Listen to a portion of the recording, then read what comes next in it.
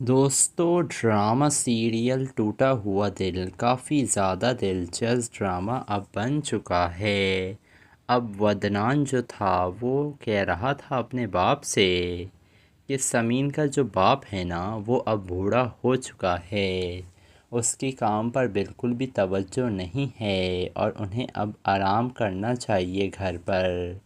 تو غفور صاحب یہی کہتے ہیں کہ بیٹا تم ایسا کہہ کر نا اپنے سسرال والوں کی توہین کر رہے ہو۔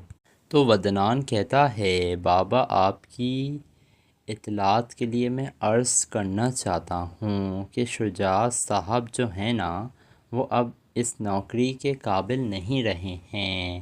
یہ ساری باتیں شجاع صاحب باہر کھڑے ہوئے سن لیتے ہیں۔ پھر ودنان اور کہتا ہے کہ میں فیصلہ کر چکا ہوں کہ شجاع صاحب اس کمپنی میں نہیں رہیں گے، میں انہیں نکال رہا ہوں اس کمپنی سے۔ مجھے ان کی جگہ ایک نئے اور ینگ آدمی کو رکھنا ہے تاکہ وہ ہمارا سامان بھی وقت پر پہنچا سکے۔ کہتا ہے ودنان کا باپ کہ بیٹا ایسا مت کرو، شجاع صاحب جو ہیں نا وہ ایک باعزت آدمی ہیں اور وہ ایک خوددار انسان ہیں۔ یہ سن کر کہتا ہے ودنان ایسا خوددار انسان جس نے اپنی بیٹی کا ہاتھ راہ چلتے ہوئے آدمی کو دے دیا۔